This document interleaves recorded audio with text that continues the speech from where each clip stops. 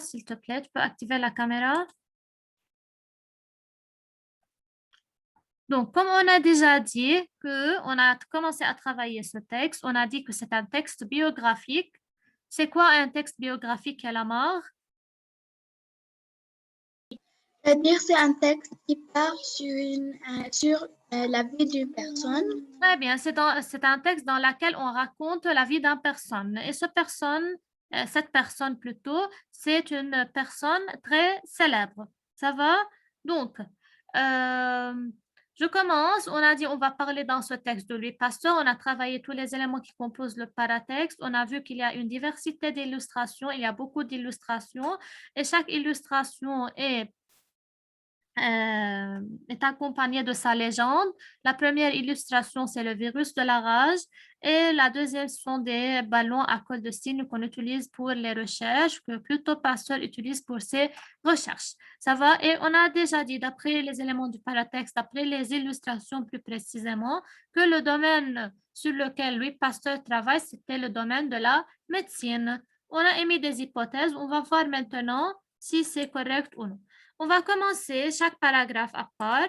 Et comme on a déjà dit que la représentation ou bien la mise en page de ce texte est différente qu'au texte qu'on a déjà travaillé avant. Ça va? Donc, c'est pour cela que j'ai des paragraphes avec des titres introduits par des titres. Dans ce cas, je dis que chaque titre qui introduit chaque paragraphe s'appelle un intertitre. D'accord? Donc, le titre qui introduit chaque paragraphe s'appelle intertitre. C'est quoi l'intertitre? C'est le titre qui introduit chaque paragraphe. Inter, c'est-à-dire entre les paragraphes.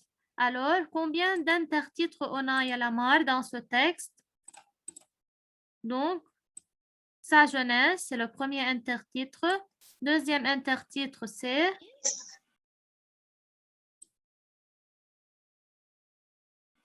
On a 6 intertitres.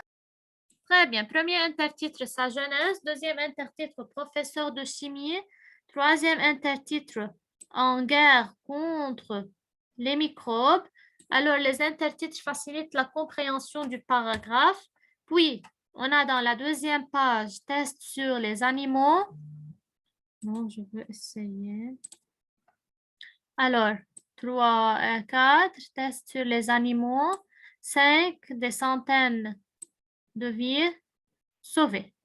Donc, on a 5 intertitres. Un chimiste au service de la médecine. Alors, on va écrire. On passe à la première page. Donc, on écrit ici intertitre pour ne pas oublier que ce qui introduit chaque paragraphe s'appelle un intertitre. Donc, où je vais mettre ça? Donc, ici. Alors, c'est quoi? C'est un intertitre. Ça va, les élèves? Donc, écrivez un intertitre. D'accord? Donc, l'intertitre se trouve toujours avant chaque paragraphe. Il introduit le paragraphe. Dans la deuxième page, on a un sous-titre. Sous-titre, c'est-à-dire qui vient après le titre principal du texte. Ça va? Donc, quel est le sous-titre ici? C'est un chimiste au service de la médecine. Pardon, je veux entourer tout d'abord. Alors, un chimiste au service de la médecine, c'est un sous-titre. Que veut dire sous-titre? C'est-à-dire, il vient après le titre principal du texte. Alors, on écrit que c'est un sous-titre. Donc, sous-titre et intertitre, ne confondez pas entre les deux. Donc, ici, on a un sous-titre. Ça va? Donc, écrivez tout ce que je suis en train de les écrire. Un sous-titre.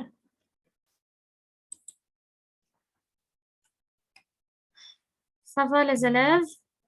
Donc, tu as écrit à la... Oui, seulement je veux écrire un. Oui.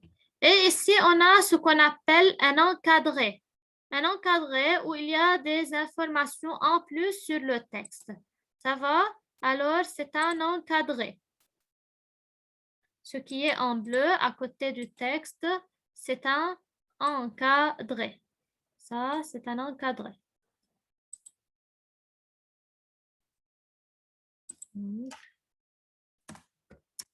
Un encadré.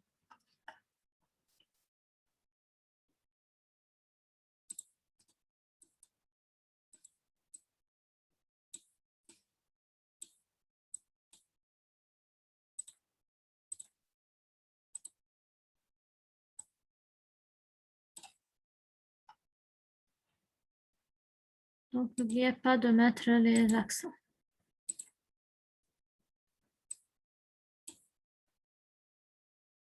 D'accord? Yeah.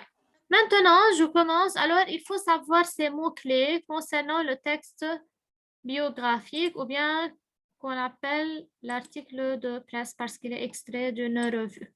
Je commence par le premier paragraphe. On va savoir les informations ou bien des informations en plus sur Louis Pasteur. Donc, premièrement, dans le premier paragraphe, de quoi va-t-on parler? Je veux parler de quoi d'après son intertitre? Sa jeunesse. Donc, premièrement, je veux parler de sa jeunesse, c'est-à-dire quand il est né, où il a vécu, tout ce qui concerne sa jeunesse. Alors, on lit. Louis Pasteur, né en 1822 à Dole, dans le Jura. Donc, dans la première phrase, on a pu savoir quand est-ce qu'il est né, Louis Pasteur, ou dans quel pays. Oui, Ramar. C'est à Dole. À Dole, oui, Dole, c'est dans le Jura. D'accord? C'est un pays. Oui. Son père est tanneur, alors je parle de sa vie propre, de sa propre vie. D'accord? Son père est tanneur.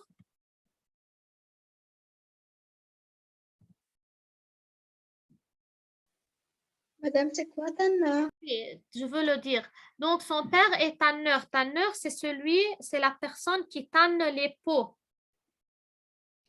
Je veux dire en arabe, يعني اللي بيدبغ الجلد.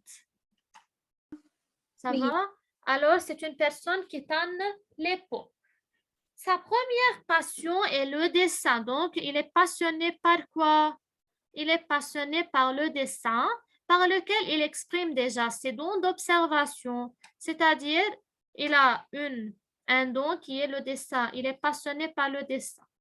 Au bac, c'est-à-dire au baccalauréat, dans la classe de baccalauréat, il obtient la mention médiocre en chimie. Que veut dire médiocre? Que veut dire médiocre? Médiocre, c'est-à-dire qui est au-dessous de la moyenne, c'est-à-dire une note qui n'est pas bonne. Donc, il obtient la mention médiocre en chimie, c'est-à-dire une note sous la moyenne. Ça va? C'est-à-dire, il n'est pas brave en chimie, mais en quelle classe? Au bac. Oui. Mais, une fois étudiant, il s'enthousiasme pour cette science et intègre la prestigieuse École normale supérieure à Paris. Mais maintenant, il est dans une nouvelle école qui est l'École normale supérieure ou à Paris. Maintenant, il s'enthousiasme pour cette science. Que veut dire il s'enthousiasme? C'est-à-dire maintenant, il a commencé ou bien il va commencer à aimer cette science qui est quoi? Qui est la chimie. D'accord? Il a envie d'étudier cette science et on va voir s'il va être meilleur ou non. C'est-à-dire il va toujours obtenir la mention médiocre ou non parce qu'il est étudiant maintenant. Alors, c'est sa jeunesse. Donc, dans sa jeunesse, alors, il faut faire attention aux dates. Donc, premièrement, on a en 1800 82, la première date en 1882. Qu'est-ce qui s'est passé dans cette date? C'est sa date de naissance, n'est-ce pas? Maintenant, parce qu'on va remarquer après, ou bien tout au long du texte, qu'il y a beaucoup de dates. Et chaque date indique un événement précis. Deuxième intertitre maintenant. Professeur de chimie. Il avait obtenu une mention médiocre en chimie lorsqu'il était au bac. Maintenant, qu'est-ce qu'il est devenu? Un professeur de Il est chimie. devenu un professeur de chimie, c'est-à-dire il est très brave et il est devenu professeur de chimie. On va voir qu'est-ce qu'il a travaillé et qu'est-ce qu'il a fait lorsqu'il était professeur de chimie. Lui travaille sur les cristaux. Donc, les cristaux, on va voir dans les lexiques, c'est quoi lié à la marge, c'est quoi les cristaux? Les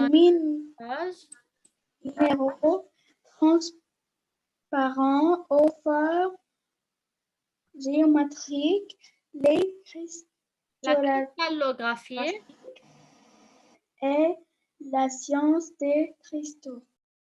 Donc, la cristallographie est la science des cristaux. Ce sont des minéraux transparents aux formes géométriques. Cristaux, c'est comme des minéraux transparents et sont durs. C'est une substance transparente comme le verre. Elle ressemble au verre. Elle est transparente et dure. Donc, ce sont les cristaux. D'accord? Alors, premièrement, il a travaillé sur les cristaux. Ses recherches le rendent célèbre. Donc, comment il est devenu célèbre? Il a fait plusieurs recherches. D'après ses recherches, il est devenu une personne célèbre.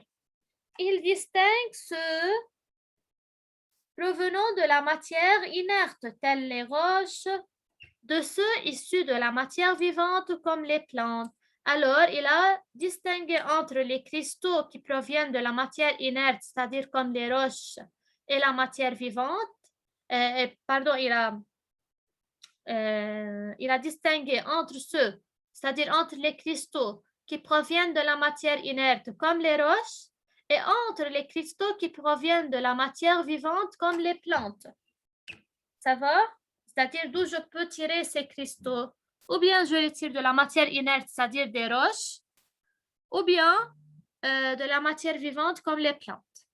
D'accord? Alors, ce sont ces recherches qu'il a fait premièrement. Maintenant, en 1848, une deuxième date, on va voir que s'est-il passé dans cette année. Qu'est-ce qu'il a fait en 1848? Un poste de professeur lui est attribué à Dijon. Alors, il a obtenu à Dijon un poste de professeur en 1848. Il enseigne ensuite à Strasbourg où, alors, premièrement, il a eu un poste de professeur à Dijon. Puis, il a passé à Strasbourg, il a enseigné là-bas. Où, en 1849, c'est-à-dire à Strasbourg, qu'est-ce qu'il a fait?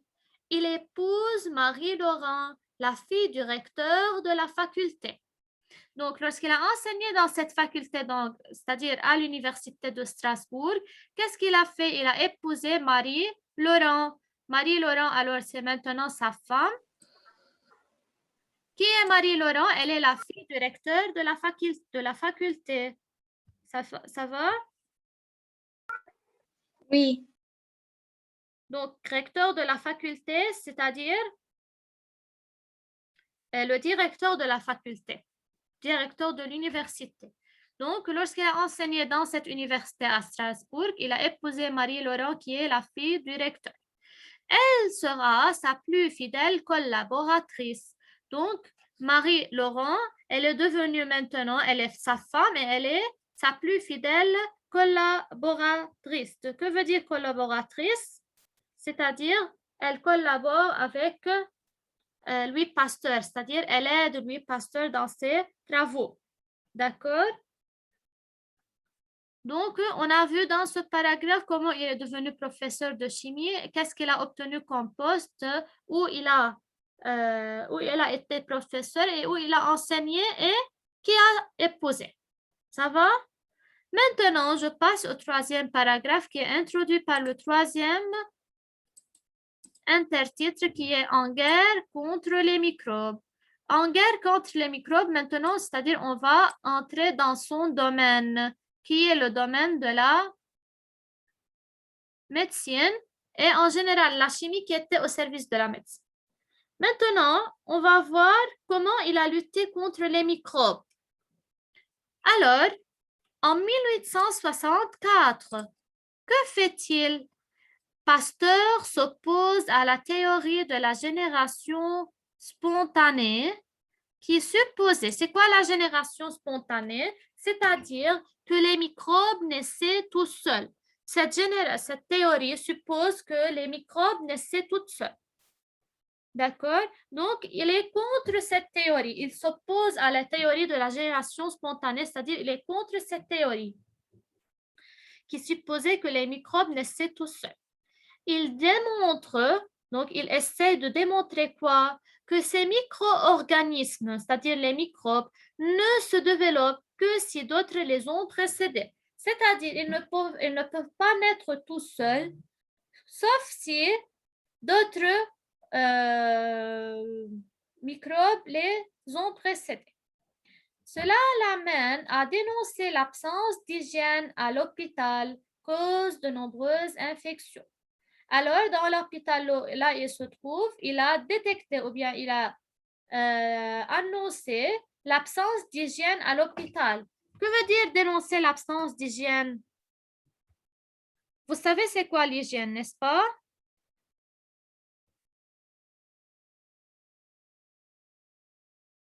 Il a dénoncé, c'est-à-dire, il a fait connaître, Madame, il a indiqué, il a révélé l'absence d'hygiène. Oui, Lamar. avant, je t'écoute. Qu'est-ce que tu as dit? Oui, je viens de dire c'est quoi l'hygiène, l'absence d'hygiène. Hygiène, c'est-à-dire la propreté à l'hôpital. Ça va? Et cela, l'absence d'hygiène, c'est-à-dire l'absence de propreté, qu'est-ce qu'il va entraîner? Qu'est-ce qu'il va causer? Il va causer de nombreuses infections, n'est-ce pas? Donc, Oui. grâce à la non-propreté, c'est-à-dire lorsqu'il n'y a pas de propreté, on va y avoir beaucoup d'infections, de contagions, c'est-à-dire c'est quelque chose qui suscite le dégoût. Ça va? Un chirurgien anglais, Joseph Lister, approfondit ses travaux et instaure l'asepsie et l'antisepsie. Ce sont deux termes scientifiques. L'asepsie, l'asepsie et l'antisepsie, et ils ont donné la définition de chacun d'eux et on va les lire. C'est quoi l'asepsie? C'est quoi l'antisepsie? Et à la lit à la marge, c'est quoi l'asepsie premièrement? Une asepsie. Une méthode préventive qui empêche l'introduction de microbes dans l'organisme. Très bien. Alors, l'asepsie, c'est une méthode préventive, WICAI, qui empêche l'introduction de microbes dans l'organisme, c'est-à-dire qui ne laisse pas entrer les microbes dans notre organisme. Alors, c'est une méthode scientifique. Ça va? Maintenant, l'antisepsie, c'est quoi? Un ensemble de méthodes Destiné à lutter, c'est-à-dire à se mettre contre une infection à la surface ou à l'intérieur des organes. C'est aussi une méthode scientifique qu'on utilise pour lutter contre une infection, c'est-à-dire pour arrêter l'infection à la surface ou à l'intérieur des organes. D'accord? Vous savez c'est quoi l'infection? Vous avez déjà pris ça en sciences. Donc, comme on remarque les élèves que le lexique comporte toujours des mots scientifiques, c'est-à-dire concerne le domaine de la science, n'est-ce pas?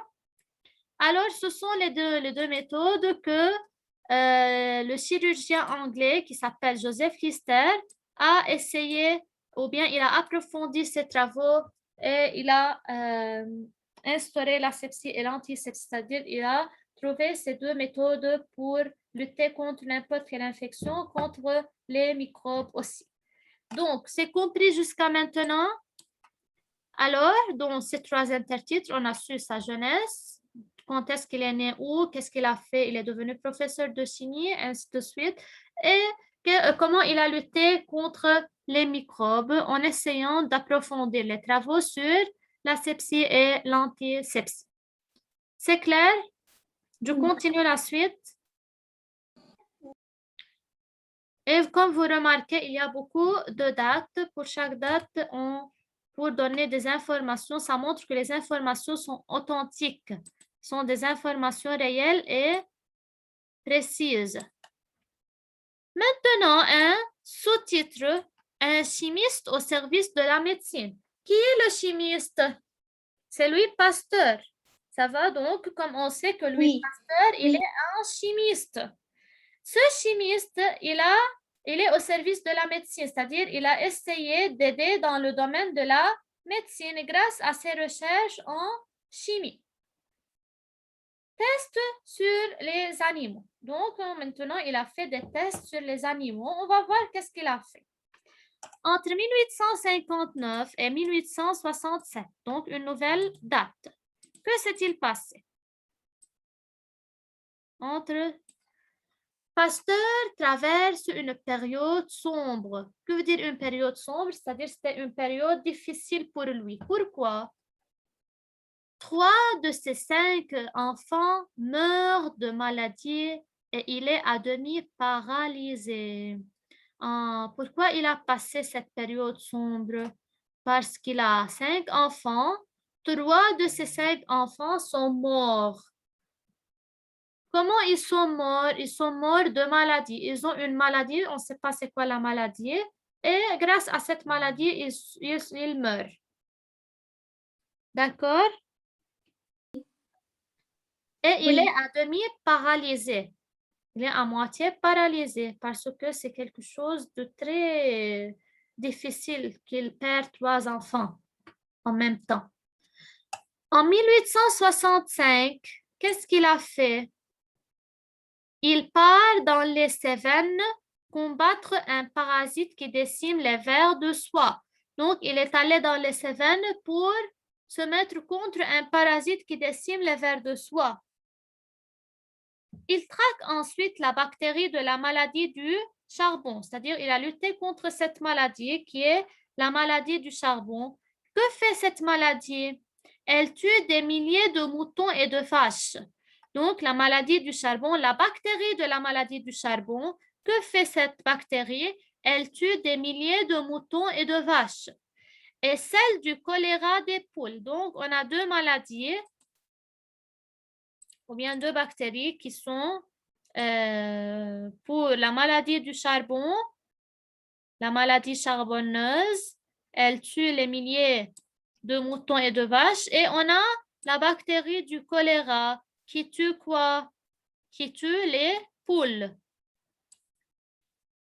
Il réussit à atténuer la virulence des microbes pour les transformer en vaccins.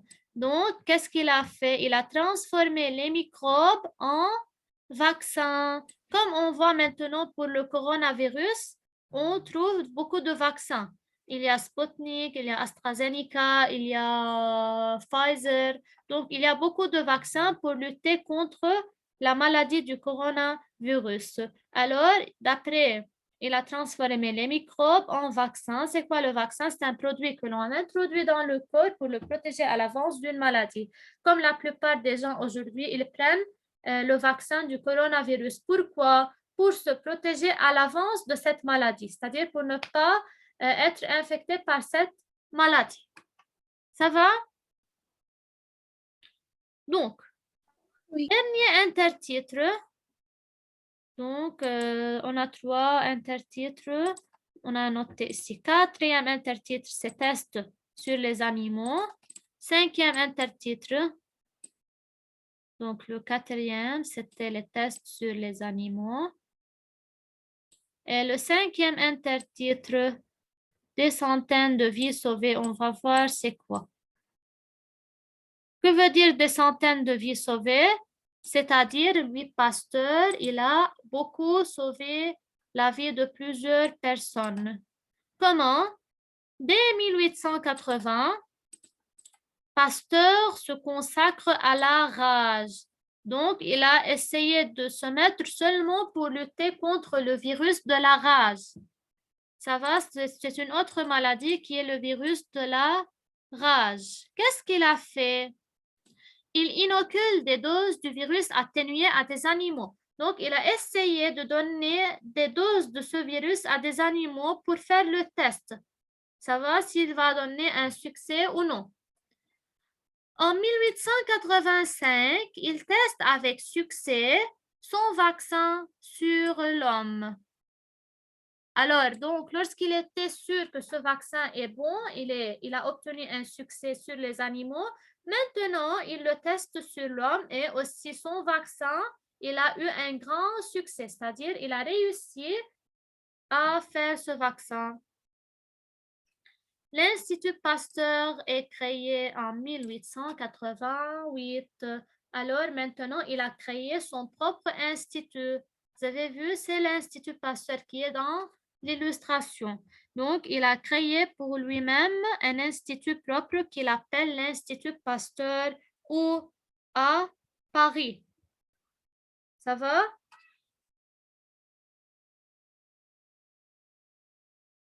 Institut, Oui. c'est comme une école, c'est-à-dire dans laquelle c'est un établissement dans lequel il y a des personnes qui peuvent apprendre de Pasteur. Ça va? Alors, le scientifique meurt. Alors, quand est-ce qu'il est mort? Quand est-ce qu'il est mort? Il est mort en 1895, couvert d'honneur. Que veut dire d'honneur? C'est-à-dire il a beaucoup fait de recherches, il a fait des vaccins, il a sauvé la vie des personnes, donc il a beaucoup fait de découvertes, des recherches, il avait un très grand succès. Sa ténacité, sa méthode et ses qualités d'observation ont révolutionné la biologie et la médecine. Donc, toutes ces recherches, tout ce qu'il a fait, ont évolué le domaine de la biologie et de la médecine. On est maintenant évolué dans ce domaine grâce aux recherches et aux découvertes que Louis Pasteur a fait. D'accord? Donc, a révolutionné le domaine de la biologie. Donc, il est un chimiste qui a aidé dans le domaine de la biologie et ensuite dans le domaine de la médecine. Il a découvert beaucoup de vaccins qui peuvent sauver la vie de l'homme. D'accord? Donc, c'est compris. Il nous reste les deux encadrés.